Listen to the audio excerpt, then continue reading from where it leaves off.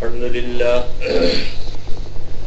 لله نحمده ونستعينه ونستغفره ونؤمن به ونتوكل عليه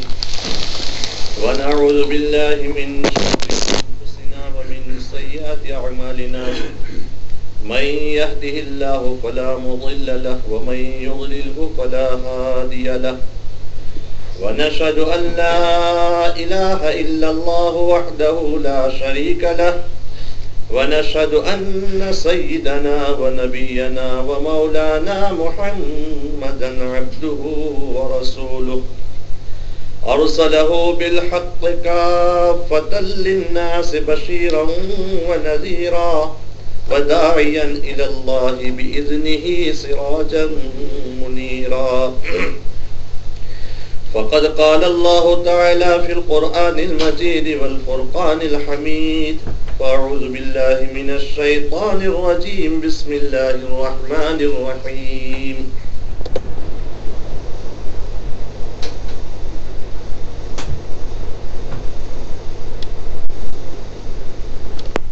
كيف فعل ربك بأصحاب الفيل ألم يجعل كيدهم في تضليل وأرسل عليهم طيرا أبابيل ترميهم بحجارة من سجيل فجعلهم كعصف مأكول صدق الله مولانا العظيم وصدق رسوله النبي الكريم ونحن على ذلك من الشاهدين والشاكرين والحمد لله رب العالمين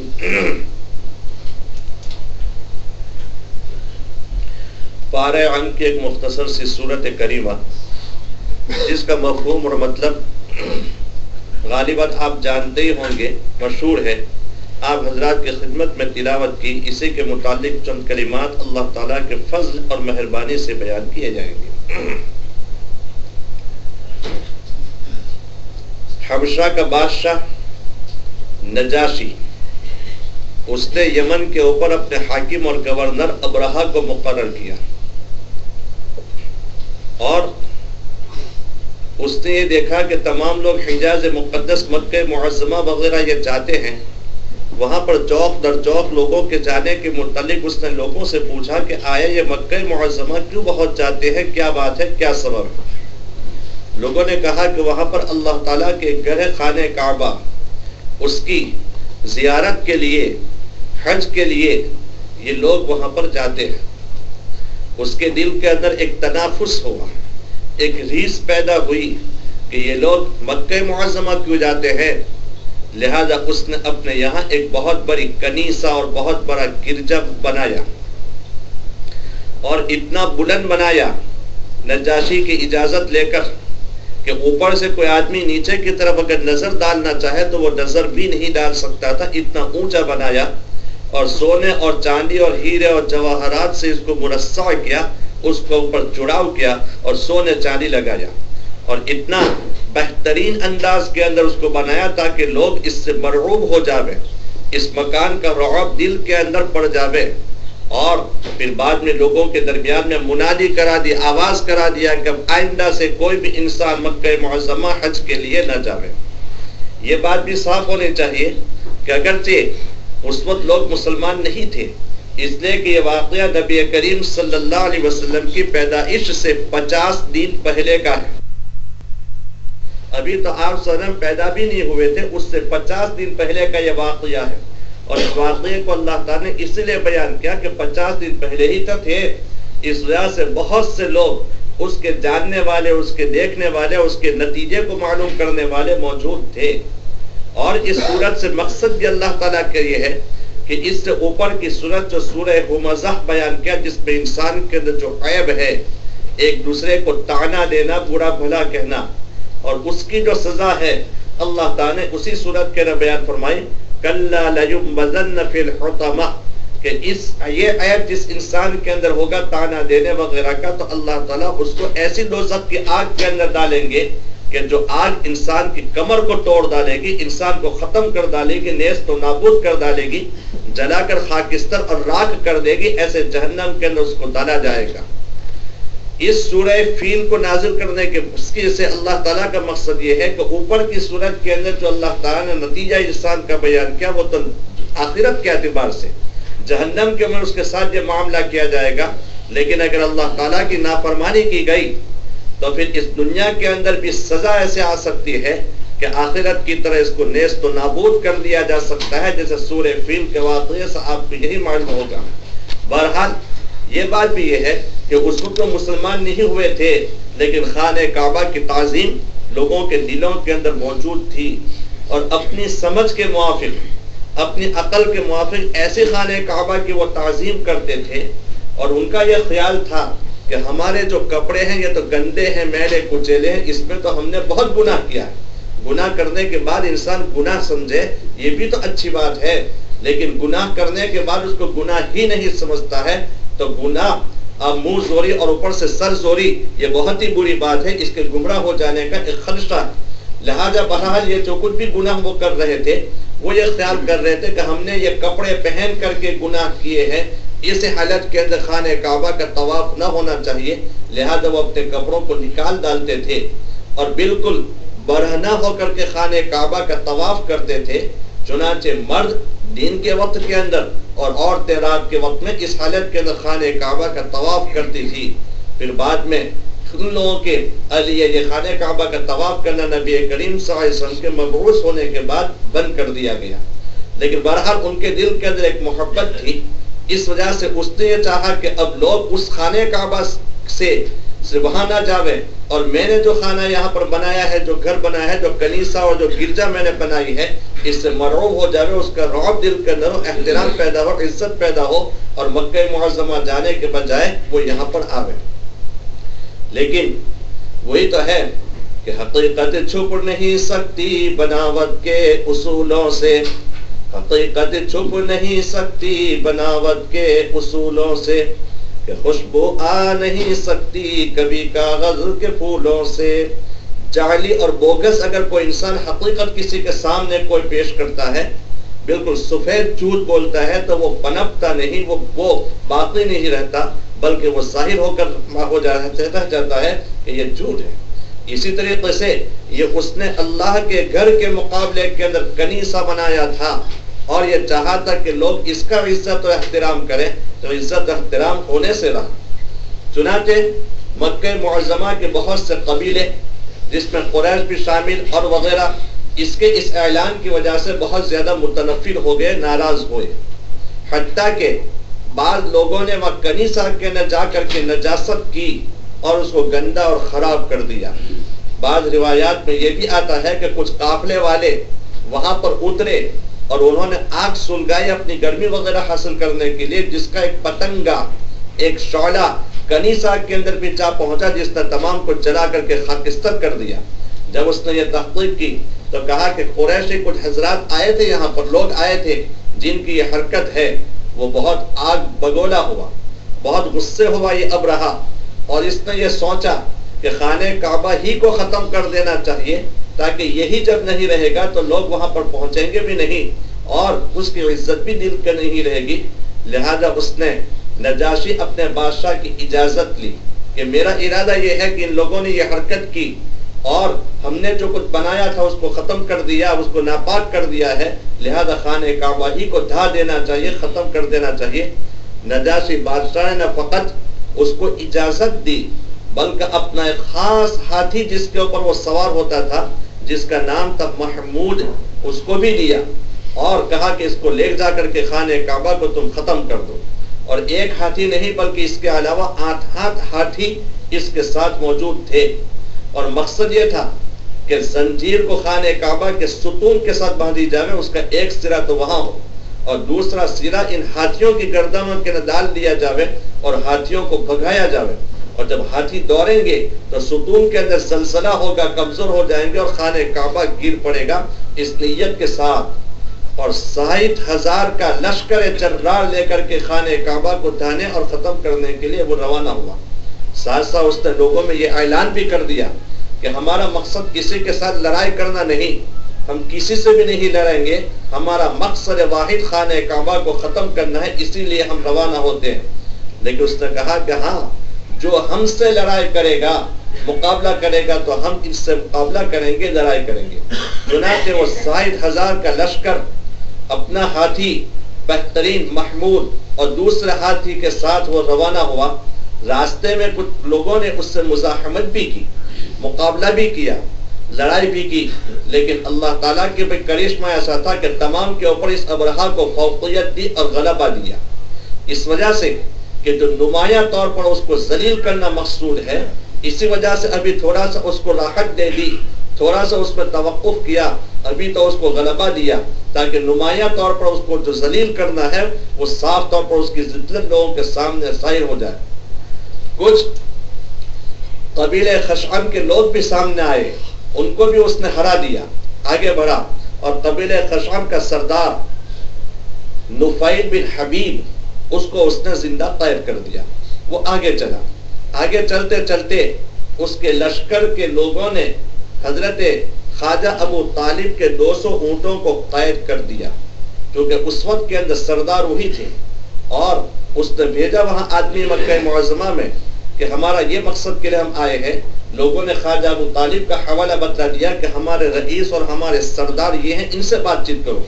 چنانچہ ان سے بات چیت وغیرہ کی. خواجہ ابو طالب نے کوئی جواب نہیں دیا بلکہ یہ کہا کہ میں تمہارے سردار ابرہا سے ملنا چاہتا ہوں لہذا ملے. اور جب وہاں پہنچے تو حضرت عبد المطلب بڑے وجیح تھے بڑے متین تھے سنجیدہ تھے. آخر نبی کریم صلی اللہ علیہ وسلم کے جد امجد تو تھے آپ ہی کی صلب میں سے یہ نور نبوت منتقل ہونے والا تھا. اس وجہ سے بڑے شان بان کے وہ آدمی تھے. ان کو دیکھ کر کے وہ اپنے تخت سے اپنی جو جگہ اور مسند تھی وہاں سے وہ نیچے اتر آیا اور اپنے برابر کے اندر خواجہ عبد المطلب کو بٹھایا اور آنے کا مقصد پوچھا کہ کس لیے آپ کی تشریف آوری ہوئی. انہوں نے کہا کہ میں فقط اسی لیے آیا ہوں کہ تمہارے آدمیوں نے ہمارے 200 اونٹوں کو لے کر کے یا بگا کر کے اور قبضہ کر کے چلے آئے اس کی رہائی اور چھٹکارے کا سوال کرنے کے لیے میں آیا ہوں. اس نے کہا کہ آپ کے متعلق میرے دل میں بڑی عقیدت تھی تو آپ نے خانہ کعبہ کی متعلق تو کوئی بات نہیں کی اور اپنے اونٹوں کی رہائی کے متعلق آپ سوال کر رہے ہیں کیا وجہ ہے. خواجہ عبد المطلب نے فرمایا کہ اونٹ میرے ہیں میں ان کا مالک ہوں اور خانہ کعبہ کا مالک تو اللہ تعالیٰ ہے وہ اس کی حفاظت کر دے گا. خیر اونٹوں کو چھوڑ دیا رہا کر دیا وہ لے کر کے چلے آئے اور خواجہ عبد المطلب نے لوگوں سے یہ کہا کہ پہاڑیوں کے اندر تم چلے جاؤ اور خانہ کعبہ کو تنہا چھوڑ دو مکہ معظمہ کو خالی کر دو. اب یہ روانہ ہوا اپنے ہاتھی کو لے کر لیکن قبیلے خزعم کے جو سردار تھے نفیل بن حبیب ان کو قید کر کے وہ لایا تھا. اس نے اس محمود ہاتھی کے کان کے اندر کہا کہ اگر تم سلامتی چاہتے ہو تو یہاں سے واپس تو چلا جا اس لیے کہ بلد امین یعنی معمون شہر یہ خانہ کعبہ موجود ہے مکہ معظمہ ہے لہذا یہ کہتے ہوئے اس کے کان کو چھوڑ دیا. یہ بس چھوڑتا تھا کہ اسی جگہ کے اوپر وہ ہاتھی بیٹھ گیا.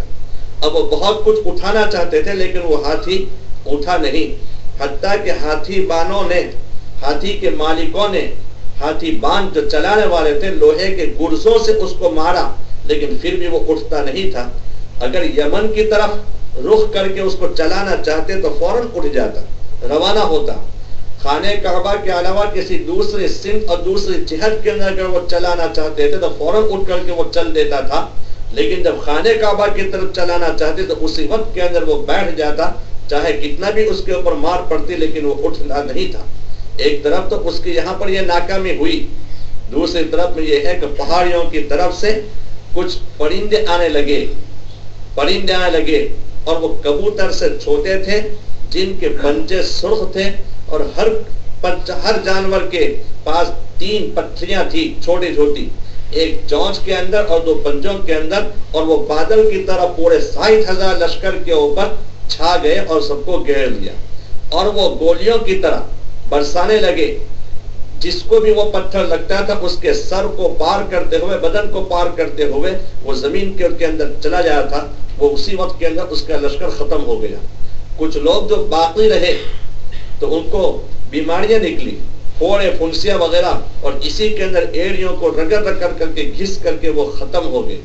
ابرہا کا یہ حکم ہوا کہ اس کا ایک عضو تو وہیں گل سر کر کے وہ ختم ہو گیا، آخر اس کو یمن پہنچا دیا گیا، لیکن وہاں پر اس کے جسم کے ٹکڑے ٹکڑے ہو گئے اور اس حالت کے اندر وہ مر گیا اور ذلت اور ناکامی دنیا کے اندر اس کو دیکھنی پڑی۔ بہرحال یہی اس آیت پاک کے اندر سورت کے اندر فرمایا کہ جیسے آخرت کے اندر نافرمانوں کو سزا ملنے والی ہے، اس دنیا کے اندر اس کو سزا ملتی ہے، اور 60,000 کا لشکر جرار نے اس کو کچھ کام نہیں دیا، تمام تتر بتر ہو گیا۔ اللہ تعالیٰ فرماتے ہیں کہ الم تر کیف فعل ربک باصحاب الفیل، اے پیغمبر صلی اللہ علیہ وسلم کہ آپ کو کچھ معلوم بھی تو ہے کہ ہاتھی والوں کے ساتھ اللہ تعالیٰ نے کیا معاملہ کیا۔ یہاں پر ایک اہتمام بتلانے کے لیے سوال کر رہے ہیں کہ آپ کی پیدائش سے پہلے کا واقعہ ہے، کچھ معلوم بھی ہے کہ ہاتھی والوں کے ساتھ اللہ تعالیٰ نے کیا معاملہ کیا۔ الم یجعل کیدہم فی تضلیل، یا ان کی تمام تدبیروں کو، ان کی تمام سازشوں کو اللہ تعالیٰ نے نیست و نابود نہیں کیا۔ ترمیہم بحجارۃ من سجیل، ان کے اوپر وہ کنکریاں، وہ پرندے چھوٹے چھوٹے پھینکتے تھے جو غل کے غل، جن کے جن آئے تھے، یہاں تک کہ ان کو ایسا کر دیا کہ فجعلہم کعصف مأکول، ان لشکر کو، لوگوں کو اللہ تعالیٰ نے ایسا کر دیا جیسے کہ بھوسا جو کھا لیا ہو، وہی جانور چارے کو کھاتا ہے اور اس کے بعد وہ بھوسا اور کچرا بالکل رہ جاتا ہے، اور کچرا رہنے کے بعد وہ ہوا کے اندر تتر بتر ہو جاتا ہے، اڑ جاتا ہے۔ کہا کہ اس طریقے سے اس لشکر اور 60,000 لوگوں کی حالت اللہ تعالیٰ نے یہ بیان کی۔ بہرحال یہ اس طریقے سے ہوا، یہ تنافس کا معاملہ جیسے اس کے اندر ہوا، یہ تنافس کا معاملہ ہمیشہ سے یہ چلتا رہا ہے، لیکن اس تنافس کو ختم کیا ہے تو تاجدار مدینہ فخر موجودات سرور کائنات حضرت محمد مصطفیٰ صلی اللہ علیہ وسلم نے اس اونچ نیچ کو ختم کیا، اس تنافس کو، اور آپس کی جو عصبیت ہے، اس رقابت جو ہے وہ نبی کریم صلی اللہ علیہ وسلم نے ختم کیا، اور فرمایا کہ جب کلمہ تمہارا ایک ہے تو پھر یہ کالے گورے کا یہ نسل، یہ امتیاز اور یہ نسل کا جو فرق ہے اس کو ختم کرنا پڑے گا، یہ نہیں چلے گا۔ اس طریقے سے آپ صلی اللہ علیہ وسلم نے ختم کیا کہ زید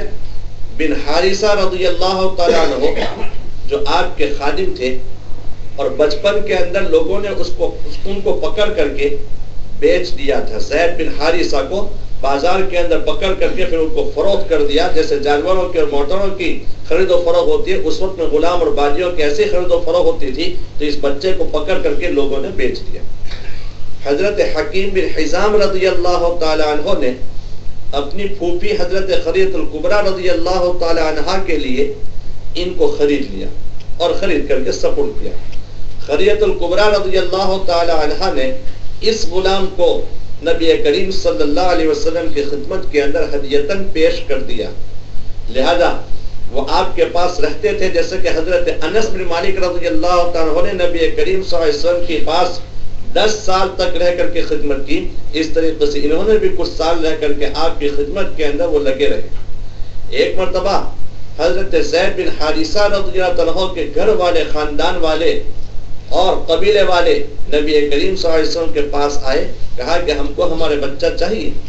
آپ سے نے فرمایا کہ بالکل بخوشی آپ لے جائیے، ہمیں کوئی حرج نہیں، اور بچے کو اختیار دیا کہ آپ جن کے ساتھ رہنا چاہتے ہو وہ رہ سکتے ہو۔ لیکن حضرت زید نے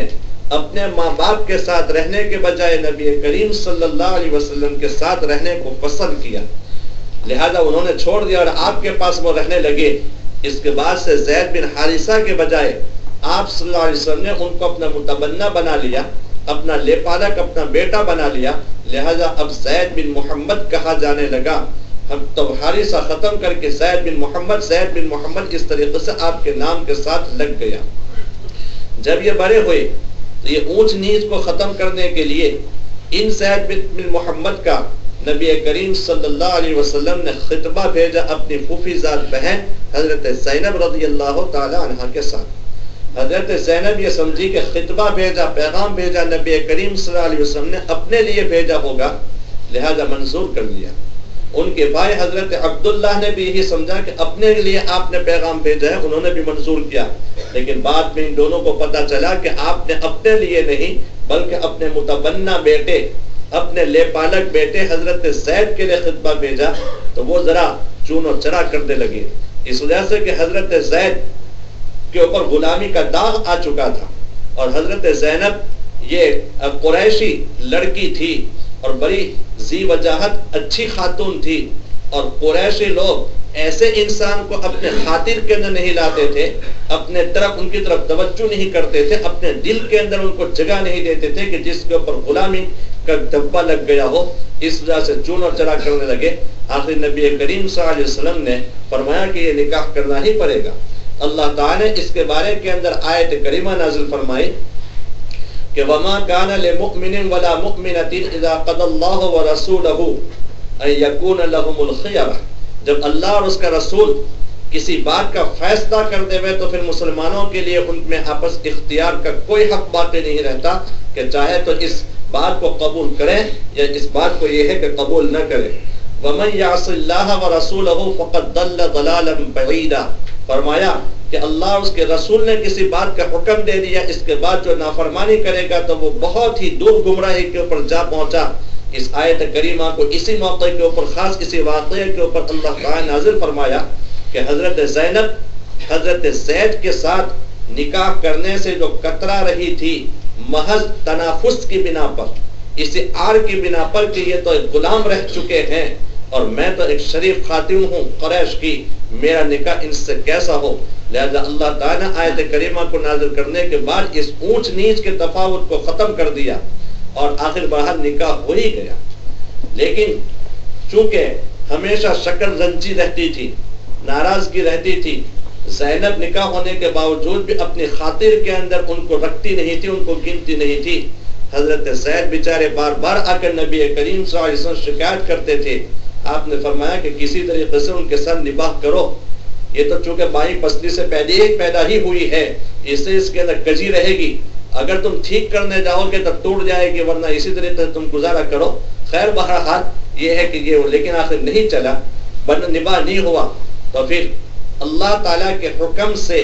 ان کو طلاق دے دی، اور طلاق دینے کے بعد نبی کریم صلی اللہ علیہ وسلم نے ان سے حضرت زینب کے ساتھ اپنی پھوپھی زاد بہن کے ساتھ نکاح کر لیا۔ لیکن نکاح کرنے میں بھی بڑی مصلحت تھی۔ آپ صلی اللہ علیہ وسلم کے جو بھی کام ہوتے ہیں وہ امت کی تعلیم کے لیے ہوتے ہیں۔ ان لوگوں کے اندر تین باتوں کا یہ عقیدہ تھا کہ جب کوئی آدمی ذرا ہوشیار ہوتا، چالاک ہوتا، سمجھدار ہوتا، تو ان کا عقیدہ یہ ہوتا کہ اس کے سینے کے اندر دو قلب ہیں، دو دل ہے، یہ دو دل والا انسان اس طرح سے ہوشیاری کی باتیں کر رہا ہے۔ اللہ تعالیٰ نے فرمایا کہ وَمَا كَانَ لِرَجُلٍ، کسی انسان کے لیے اللہ تعالیٰ اس کے سینے کے اندر دو قلب نہیں رکھے۔ ایک تو یہ تردید کر دی۔ دوسرا ان کا عقیدہ یہ تھا کہ اگر کوئی اپنی بیوی کے ساتھ سحار کر لیتا اور یوں کہتا کہ انت علیہ کظہر امی، تو میرے اوپر میری ماں کی پیٹھ کی طرح ہے، اگر یوں کہہ دیتا چاہے کسی بھی زبان کے اندر، تو وہ سمجھتے تھے کہ ہمیشہ کے لیے ماں کی طرح ہو گئے، اب میاں بیوی اور زوجیت کے تعلقات ختم ہو گئے۔ اس کو رد کرنے کے لیے فرمایا کہ اس طریقے سے تمہارے بول دینے کی وجہ سے وہ تمہاری سچ مچ ماں تو نہیں ہوتی، ماں تو وہ ہوتی کہ جس سے تم پیدا ہوئے ہو، یا جس نے بچپن میں 2 سال کے اندر یا 2.5 سال کے اندر تم کو دودھ پلایا ہے، وہ تمہاری رضائی ماں۔ لیکن بیوی کو اس طریقے سے کہنے سے وہ تمہاری ماں تو نہیں ہوتی، لیکن ہاں سحار ہوتا ہے، اس کا کفارہ ادا کرو۔ کفارہ ادا کرنے کے بعد تو پھر یہ ہے کہ وہ زوجیت کے قابل ہو سکتی ہے، کفارہ ادا کرنے سے پہلے وہ گناہ ہوتا ہے۔ تو اس عقیدے کو رد کرنا تھا۔ تیسرا عقیدہ ان کا یہ تھا کہ جب کوئی انسان اپنا کسی کو منہ بولا بیٹا بنا لیتا ہے، لے پالک بیٹا بنا لیتا ہے، وہ سچ مچ اس کا بیٹا ہو جاتا ہے، اور جیسے حقیقی بیٹے کا جو حکم وہی حکم اس لے پالک کا بھی ہوتا ہے۔ ان کا یہ عقیدہ تھا۔ یہاں تک کہ میراث بھی ان کے اندر جاری ہوتی تھی، جیسے کہ باپ کے مال میں اولاد کی میراث، تو اسی طریقے سے لے پالک کی میراث کو بھی وہ جاری کرتے تھے۔ اور تو اس عقیدے کو ختم کرنے کے لیے اللہ تعالیٰ نے فرمایا کہ زینب کے ساتھ تم نکاح کر لو، اس لیے کہ اپنے حقیقی بیٹے کی بیوی کے ساتھ نکاح کرنا ہمیشہ کے لیے قیامت تک کے لیے حرام ہو گیا، چاہے بیٹے کے نکاح میں ہو یا نکاح میں نہ ہو، لیکن یہ تو لے پالک بیٹا ہے، لہذا وہ سچ مچ تمہارا بیٹا نہیں ہوتا۔ انہوں نے جب طلاق دے دی، عدت گزر گئی، تم ان کے ساتھ نکاح کر سکتے ہو، اس وجہ سے کہ تمہارا حقیقت کے اندر یہ بیٹا نہیں ہوا۔ بہرحال یہ جو ان کا عقیدہ تھا کہ حق کی بیٹی کی طرف حکم ہوتا ہے، اس کو ختم کرنے کے لیے یہ معاملہ، یہ سب باتیں پیش آئی، اور اللہ تعالیٰ کے حکم سے حضرت زینب کے ساتھ نبی کریم صلی اللہ علیہ وسلم نے نکاح فرما لیا۔ دیکھیے ایک تو گویا یہ اونچ نیچ اور تنافس کو ختم کیا کہ نکاح کرایا۔ یہی آپ صلی اللہ علیہ وسلم کی مرض وفات تھی، اور حضرت زید بن حارثہ کے لڑکے حضرت اسامہ بن زید 20 سال کی عمر کے تھے۔ نبی کریم صلی اللہ علیہ وسلم نے لڑائی کے لیے سپہ سالار اور کمانڈر ان کو مقرر کیا اور جھنڈا ان کے ہاتھ کے اندر دیا۔ اس وقت میں تجربہ کار صحابہ کرام بھی تھے، عمر رسیدہ صحابہ کرام بھی تھے۔ لوگوں میں ذرا یہاں بھی یہی تنافس پیدا ہوا، یہ ریس پیدا ہوئی کہ یہ سرداری ان کو کیوں مل گئی، اور یہ جھنڈا اور یہ امارت یہ ان کو کیوں مل گئی؟ جب تجربہ کار یہ بڑے بڑے موجود ہیں تو ان کو مقرر کرنا چاہیے۔ حضرت عمر فاروق رضی اللہ عنہ کو جب اس کی اطلاع ہوئی تو لوگوں کے پاس گئے اور ان کو سمجھانے کی کوشش کی، لیکن وہ مطمئن نہیں ہوئے۔ نبی کریم صلی اللہ علیہ وسلم کو اس کی اطلاع دی گئی، اگرچہ آپ بیمار تھے، سر کے اندر درد تھا، لیکن سر کے اوپر آپ صلی اللہ علیہ وسلم سے پٹی باندھی اور کچھ سہارا لے کر کے مسجد نبوی کے اندر آپ صلی اللہ علیہ وسلم تشریف لے گئے۔ وہاں پر صحابہ کرام موجود تھے، ان کے سامنے خطبہ آپ صلی اللہ علیہ وسلم دیا کہ کیا بات ہے کہ مجھے یہ پتا چلا ہے کہ حضرت اسامہ بن زید کی امارت کے اوپر اور سرداری کے اوپر تم کو شک و شبہ ہو رہا ہے۔ آپ نے قسم کھا کر فرمایا کہ جیسے زید بن حارثہ ان کے والد یہ لائق تھے اور رسول سے محبت رکھتے تو رسول کو ان سے محبت تھی، اسی طریقے سے حضرت اسامہ بھی اس امارت کے لائق ہیں اور رسول کو، اللہ کے رسول کو ان کے ساتھ محبت ہے۔ بہرحال جھنڈا انہی کے پاس رکھا۔ آپ کی وفات کے بعد حضرت بکر صدیق کا جب دور خلافت آیا تو کچھ لوگوں نے کہا کہ ان کو نہ ہو دینا چاہیے، تو بکر صدیق نے فرمایا کہ جس جھنڈے کو نبی کریم صلی اللہ علیہ وسلم نے اپنے دست مبارک سے باندھ کر کے اپنے ہاتھ مبارک سے جن کو دیا حضرت اسامہ کو، میں کبھی ختم کرنے والا نہیں، امارت انہی کے پاس رہے گی، انہی کی سرکردگی کے اندر، انہی کی ماتحتی کے اندر مسلمان لڑائی کریں گے۔ بہرحال اس طریقے سے یہاں بھی آپ صلی اللہ علیہ وسلم نے ان کے تنافس کو ختم کیا۔ عرب کے سردار،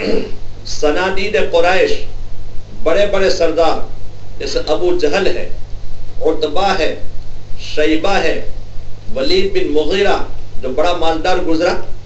تو یہ لوگ کبھی نبی کریم صلی اللہ علیہ وسلم کی مجلس کے اندر آنا ہی نہیں چاہتے تھے، اور پروگرام بناتے تھے، پروپیگنڈا کرتے تھے کہ لا تسمعوا لهذا القرآن والغوا فیہ، کہا کہ قرآن کریم کی جب تلاوت کی جائے اور تم کو سنایا جاوے، تم کو نصیحت کی جاوے تو سنو ہی مت بلکہ شور کرو تاکہ تم غالب ہو کر رہو۔ یہ آنا نہیں چاہتے، لیکن ایک مرتبہ نبی کریم صلی اللہ علیہ وسلم کی خدمت میں حاضر ہو کر کہا کہ ہم آتے ہیں آپ کی خدمت کے اندر، آپ کی مجلس میں، لیکن اس شرط کے ساتھ کہ فقراء مسلمین جو ہے، صحابہ میں جو فقیر اور غریب اور مسکین ہے، حضرت بلال رضی اللہ عنہ، حضرت صہیب رومی رضی اللہ عنہ، حضرت عمار بن یاسر رضی اللہ عنہ، حضرت خباب بن ارید رضی اللہ تعالی عنہ وغیرہ، یہ ہماری مجلس کے نہ ہو، ہماری تنہا جب کہ مجلس ہوگی تو ہم آپ کی خدمت کے اندر حاضر ہو کر آپ کی بات کو سننے کے لیے تیار ہیں۔ لیکن نبی کریم صلی اللہ علیہ وسلم نے فرمایا کہ تمہاری وجہ سے فقراء مسلمین جیسے مخلصین کو میں نظر انداز نہیں کر سکتا، ان کو ختم نہیں کر سکتا، تمہاری وجہ سے ان کو میں اس مجلس علم کے اندر آنے سے میں روکوں اور علمی باتوں کے سننے سے میں ان کو منع کروں، یہ نہیں ہو سکتا۔ تو بہرحال آپ صلی اللہ علیہ وسلم نے اس کو بھی گوارا نہیں کیا کہ وہ لوگ یہ چاہتے تھے کہ ہم مالدار، لہذا ہم جس وقت موجود ہوں تو غربا یہاں موجود نہ ہو۔ یہ جو تنافس ان کے دل کے اندر تھا، ایک جو اپنے دل کے اندر تعلی تھی، جو بڑھائی تھی، شریعت نے اور آپ صلی اللہ علیہ وسلم نے اس کو گوارا نہیں کیا، اس کو پسند نہیں کیا، اور کہا کہ تم کو سننا ہو، یہ فقراء مسلمین یہ ایک مجلس کے اندر ہوں گے اور تم بھی ایک مجلس کے اندر ہوگے، تبھی تو یہ بات ہو سکتی ہے، ورنہ نہیں۔ ایک مرتبہ خلیفہ ہارون رشید امام مالک رحمت اللہ علیہ کی خدمت کے اندر پہنچے اور کہا کہ میں یہ چاہتا ہوں کہ آپ سے، آپ نے جو کتاب لکھی ہے حدیث کے محطہ مالک، میں پڑھنا چاہتا ہوں آپ سے، حدیث کی یہ کتاب بڑی مشہور ہے، لیکن شرط یہ ہے کہ درسگاہ کے اندر دوسرا کوئی نہ ہو، میں تنہا آپ کے پاس پڑھوں، فرمایا کہ یہ بھی نہیں ہو سکتا، اور کہا کہ اس طریقے سے بے عزتی میں نہیں کر سکتا، باہر یہ نہیں ہوا۔ ایک دوسرے موقع کے اوپر یہی خلیفہ ہارون رشید اپنے دونوں لڑکوں کو لے کر امام مالک رحمت اللہ علیہ کی خدمت کے اندر پہنچے، بلکہ بھیجا، جن کا نام تھا امین اور مامون، دو لڑکے، اور یہی دونوں لڑکے بعد میں ہارون رشید کے ولی عہد ہوئے، قائم مقام ہوئے، اور ان کی جگہ انہوں نے سنبھالی۔ وہ بچے تھے تو حضرت امام مالک رحمت اللہ علیہ کے پاس بھیجا اور کہا کہ ان کو تنہا آپ حدیث کا درس ان کو دے، ان کو حدیث کی باتیں سکھاوے، اس وقت کے اندر کوئی نہ ہو۔ حضرت امام مالک رحمت اللہ علیہ کب اس کو گوارا کر سکتے تھے، پسند کر سکتے تھے؟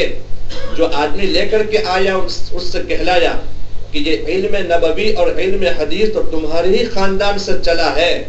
اس لیے کہ حضرت عبداللہ بن عباس رضی اللہ تعالی عنہ کی اولاد میں سے یہ عبداللہ بن عباس عنہ کی اولاد میں سے تمہارے خاندان میں سے یہ چلا ہے، اب تم اس کی بے عزتی کرانا چاہتے ہو کہ تنہا ان کو تو میں تعلیم دوں اور دوسرے تعلیم کے وقت میں حاضر نہ ہو، یہ تو نہیں ہو سکتا۔ خیر وہ سمجھ گئے، انہوں نے یہ کہا کہ ہمارے گھر کے اوپر آ کر کے پڑھا دو، تو اس سے بھی انہوں نے منع کیا، اور یہ بادشاہ بھی یہ کہا کہ ہمیشہ طالب مطلوب کے پاس جاتا ہے، نہ یہ کہ مطلوب طالب کے پاس جاتا ہے۔ پیاسا کنویں کے پاس جاتا ہے پانی پینے کے لیے، کنواں پیاسے کے پاس نہیں جاتا۔ علم کو پڑھنے والا اپنے استاذ کے پاس جاتا ہے، نہ یہ کہ استاذ طالب علم کے گھر جاوے۔ یہاں سے ایک بلا جو معلوم ہوئی ٹیوشن کی، غالباً یہاں تو نہیں ہوگا لیکن اپنی طرف یہاں ہے کہ استاذ کو اپنے گھر کے اوپر بلا کر کے پڑھاتے ہیں۔ خیر وہ پڑھنے کو تو بچہ پڑھ لے گا، قرآن بھی پڑھ لے گا، اس کے مسئلے مسائل وغیرہ بھی آ جائیں گے، لیکن علم کے اندر جو روحانیت ہونی چاہیے وہ روحانیت پیدا نہیں ہوگی، جس کے اندر برکت ہونی چاہیے، ایسے لڑکے کو جو فیض اور فائدہ حاصل ہونا چاہیے وہ فائدہ نہیں ہوگا۔ اس لیے کہ چاہیے تو یہ تھا کہ اپنے لڑکے کو استاذ کے گھر پڑھنے کے لیے بھیج دے، یہ نہیں ہو سکتا کسی ایک جگہ کے اوپر چند بچوں کو جمع کر کے ٹیوشن کی صورت وہاں پر کر دیتے تو یہ ہوتا۔ یہ تو آپ صلی اللہ علیہ وسلم نے بھی تو ایسا کیا ہے۔ کچھ عورتوں نے آ کر نبی کریم صلی اللہ علیہ وسلم کی خدمت کے اندر یہ عرض کیا کہ یہ مرد ہمہ وقت آپ کی خدمت کے اندر رہتے ہیں، آپ کی باتوں کو سنتے ہیں، لیکن ہم تو آپ کی باتوں کو سن نہیں سکتے اپنے گھروں میں پردے میں رہنے کی وجہ سے، تو ہم یہ چاہتی ہیں کہ آپ ہمارے لیے ایک دن ایک وقت مقرر کر دیجئے تاکہ ہم آپ کی باتوں کو سنا کریں۔ آپ صلی اللہ علیہ وسلم نے فرمایا کہ بہت اچھی بات، دن بھی مقرر کر دیا اور کہا کہ ایک مکان بھی مقرر کر دیا، اس مکان کے اندر، اور مکان کے اوپر کی منزل یا نیچے کی منزل یہ بھی مقرر کر دی، تو دین بھی مقرر کیا، مکان بھی مقرر کیا، اور مکان کی جگہ منزل بھی مقرر کر دی کہ وہاں اس وقت کے اندر جمع ہو جاؤ۔ چنانچہ عورتیں جمع ہو جایا کرتی تھے ہر ہفتے، اور نبی کریم صلی اللہ علیہ وسلم وہاں پر تشریف لے جا کر کے عورتوں کو دین کی باتیں سکھاتے اور سمجھاتے، تو یہ تو درست۔ لیکن مستقل طور پر استاد ایک طالب علم کے لیے کسی کے گھر کے اوپر جاوے، چاہے تو وہ 50 پاؤنڈ 100 پاؤنڈ بھی مہینہ اور یا 50 کیوں نہ دیتا ہو، پڑھ جائے گا، لیکن حقیقت کے جو برکت ہے وہ نہیں ہوگی، اس لیے کہ علم کے اندر اس کی توہین ہوئی۔ طالب کو، پیاسے کو مطلوب کے پاس اور کنویں کے پاس، استاد کے پاس جانا چاہیے، نہ یہ ہے کہ استاذ کو یہاں پر بلایا جاوے، اس کو بھی بہرحال منظور نہیں کیا۔ یہ ہے چند اس قسم کی باتیں کہ جس کے اندر اونچ نیچ اور تنافس وغیرہ کو یہ ختم کیا۔ خلیفہ عبد الملک حج کے بعد مسجد نبوی کے اندر آئے۔ اس وقت میں حضرت سعید رضی اللہ عنہ جو صحابی تھے وہاں پر موجود تھے، ان سے کہا گیا کہ خلیفہ وقت آ رہے ہیں، لہذا تم یہاں سے چلے جاؤ، یا اگر چلے نہیں جاتے تو کم از کم وہ آوے تو ان کی تعظیم کے لیے کھڑے ہو جانا۔ سعید بڑے مخلص صحابی تھے، انہوں نے فرمایا کہ یہ نہیں ہو سکتا، بادشاہ کو یہاں اس مسجد کے اندر بادشاہ ہونے کی حیثیت سے نہ آنا چاہیے، بلکہ اللہ تعالیٰ کا بندہ ہو کر کے حاضر ہونا چاہیے۔ میں ان کی تعظیم کے لیے کھڑا نہیں ہو سکتا، اس لیے کہ ایک وقت کے اندر 2 بادشاہوں کا میں مکلف نہیں ہو سکتا، ایک اللہ کا اور اس کا مکلف اس کی تعظیم کے لیے کھڑا ہوں، یہ نہیں ہو سکتا۔ یہی وجہ ہے کہ حضرت علی رضی اللہ عنہ جب نماز کا وقت ہوتا تو ان کے چہرے کا رنگ بدل جاتا، ان کا چہرہ متغیر ہو جاتا. ان سے پوچھا جاتا کہ قبرستان میں آپ جاتے ہیں اور موت کا جب تذکرہ کیا جاتا ہے تو اس وقت آپ کی حالت کے اندر تغیر نہیں ہوتا, آپ کے چہرے کے اوپر کوئی فرق نہیں پڑتا, لیکن جب نماز کے لیے اذان ہوتی ہے تو اس وقت کے اندر آپ کپ کپا اٹھتے ہیں, لرزہ بر اندام ہوتے ہیں, آپ کا چہرہ فق پڑ جاتا ہے, متغیر ہوتا ہے. کیا بات ہے؟ فرمایا کہ اللہ تعالیٰ کے جناب اور دربار کے اندر حاضری دینا ہے, حاضر ہونا ہے, اور جس امانت کو ہمیں حوالے کیا گیا ہے, سپرد کیا گیا ہے, اس امانت کی ادائیگی کا وقت آیا ہے. نہ معلوم اس امانت کو ادا کر سکتے ہیں کہ نہیں. جیسے چند روز پہلے آپ کے سامنے بیان کیا تھا احسان کی تعریف کہ ان تعبد اللہ کأنک تراہ, اس طریقے سے اللہ کی عبادت کرنی چاہیے گویا تم اللہ کو دیکھ رہے ہو.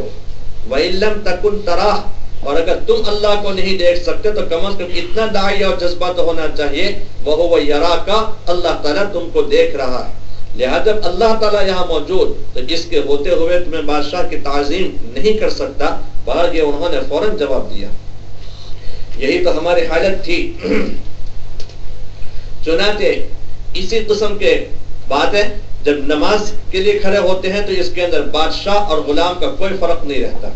امیر اور مامور کا کوئی فرق نہیں رہتا, ایک ہی صف کے اندر تمام لوگ کھڑے ہو جاتے ہیں. اس کا مظاہرہ ہوتا ہے روزانہ 5 وقت کی نماز کے اندر, ہفتے میں 1 مرتبہ جمعہ کی نماز کے اندر, اور سال بھر کے اندر 2 مرتبہ عیدین کی نماز کے اندر اس کا مظاہرہ ہوتا, مشاہدہ ہوتا. کسی استاذ کے لیے جائز نہیں کہ اپنے شاگرد طالب سے کہہ دے کہ تو پیچھے کو ہٹ جا. کسی بادشاہ کے لیے جائز نہیں کہہ دو کہ میرے دوست بدوست تو مت کھڑا رہے اور پیچھے ہٹ جا, ایسا نہیں, بلکہ ایک ہی صف کے اندر ایک ہی ساتھ وہ کھڑے ہو جاتے ہیں. شاعر کہتے ہیں آ گیا عین لرائی میں گر وقت نماز, آ گیا عین لرائی میں گر وقت نماز, قبلہ روحوں کے زمین بوس ہوئی قوم حجاز.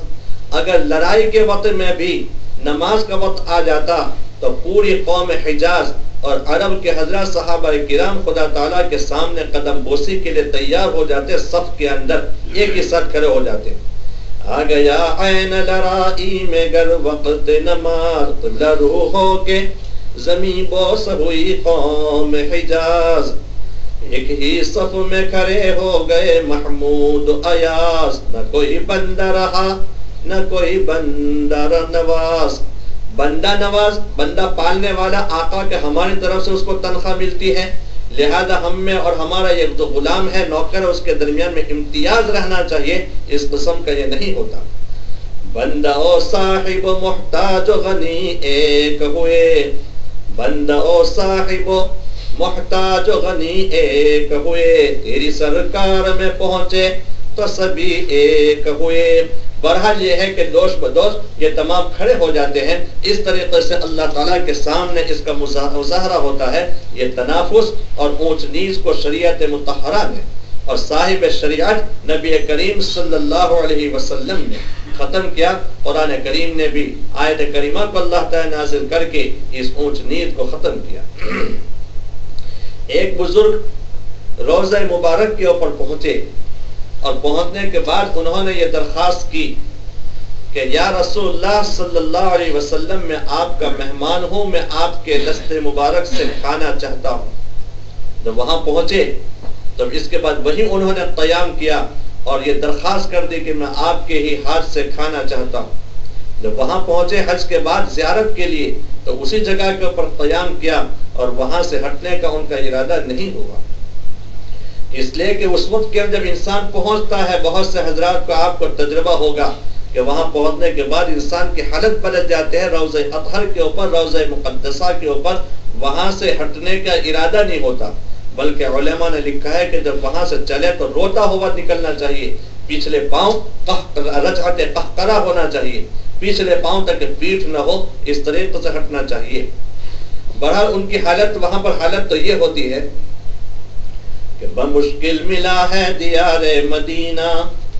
بمشکل ملا ہے دیار مدینہ, نہ چھیرو مدینہ سے جانے کی باتیں, بمشکل ملا ہے دیار مدینہ, نہ چھیرو مدینہ سے جانے کی باتیں. محمد صلی اللہ علیہ وسلم. محمد اور ان کے گھرانے کی باتیں، محمد اور ان کے گھرانے کی باتیں ایمان کو کامل بنانے کی باتیں. یہی تو وجہ ہے کہ قرآن کریم میں فرمایا گیا ازواج مطہرات سے خطاب کر کے کہ تمہارے گھروں میں دین کا جو چرچا ہوتا ہے، تمہارے گھروں کے اندر دین کا جو چرچا ہوتا ہے، نبی کریم صلی اللہ علیہ وسلم دین کی باتیں جو تم کو سمجھاتے ہیں، سناتے ہیں، وہ دوسروں تک بھی پہنچاؤ. اس سے حکمت معلوم ہوتی ہے تعدد ازدواج کی کہ نبی کریم صلی اللہ علیہ وسلم نے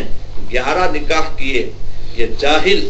جوہلا اعتراض کرتے ہیں العیاذ باللہ کہ نہ معلوم دوسروں کے لیے تو 4 کی اجازت اور آپ صلی اللہ علیہ وسلم کو 11 بیویاں کرنے کی اجازت کیوں؟ یہ اجازت اس لیے کہ مردوں کے جو مسائل ہوتے تھے تو آپ صلی اللہ علیہ وسلم ان کی مجلس کے اندر سمجھا سکتے، لیکن عورتوں کے جو مسائل ہوتے، جو پردے کے مسائل ہوتے تھے، ان کو تو وہ سمجھا نہیں سکتے تھے. اور آپ صلی اللہ علیہ وسلم نے بیعت کی ہے، ابو داؤد شریف کی حدیث ہے، عورتوں کے ساتھ لیکن کبھی ہاتھ کے ساتھ ہاتھ ملایا نہیں. مردوں کے ساتھ تو مصافحہ ہوتا تھا لیکن عورتوں کے ساتھ کبھی ہاتھ میں ہاتھ آپ نے ملایا نہیں. جبکہ حجاب اور پردہ ہوتا تو ان کے جو مسائل ہوتے تو وہ مسائل کیسے؟ تو ایسے مسائل کے لیے آپ صلی اللہ علیہ وسلم نے مختلف نکاح کیا. تو گویا یہ عورتیں طالبات تھی، سیکھنے والی تھی، آپ صلی اللہ علیہ وسلم کے مدرسے کی طالبات تھی، اس نے نکاح کیا. ورنہ یہ ہے کہ آپ صلی اللہ علیہ وسلم کو 100 آدمیوں کے برابر طاقت تھی، 100 آدمیوں کے برابر. اور اس اعتبار سے تقریباً کئی آدمی بھی جنت کے آدمیوں کی طاقت یہاں پر مراد ہے، لہذا تقریباً 1600 آدمیوں کی آپ صلی اللہ علیہ وسلم کے اندر طاقت تھی. تو اس کے 10 کے اوپر اکتفا نہ ہونا چاہیے، زیادہ ہونا چاہیے. ساتھ ساتھ یہ بھی بات ہے کہ آپ صلی اللہ علیہ وسلم نے سب سے پہلے حضرت خدیجہ الکبریٰ رضی اللہ تعالی عنہا کے ساتھ نکاح کیا جو 40 سال کی بیوی تھی، اور ایک مرتبہ نہیں بلکہ 2 مرتبہ بیوہ ہو چکی تھی، اور آپ کی عمر 25 سال کی تھی، اور وہ بھی حضرت ابو طالب کے بار بار اصرار کی وجہ سے. جب تک حضرت خدیجہ الکبریٰ رضی اللہ تعالی عنہا زندہ رہی، آپ صلی اللہ علیہ وسلم نے کوئی نکاح نہیں کیا. ان کے وفات کے بعد جب مغموم رہتے تھے تو خود حضرت بکر صدیق رضی اللہ تعالی عنہ نے اپنے صاحبزادی حضرت عائشہ کو آپ کی خدمت کے اندر بھیج دیا اور نکاح آپ سے کرا دیا. تو وہ گویا کئی سال کے بعد، 50 سال کے بعد آپ کا یہ نکاح ہوا. یہ بقیہ جب کہ انسان کی عمر تلوان کو پہنچ جاتی ہے. خیر یہ تو یہاں ایک بات ضمناً تردن للباب تو یہ بات آ گئی کہ آپ صلی اللہ علیہ وسلم جو نکاح کیا تھا اسی قسم کے مسائل کی وجہ سے.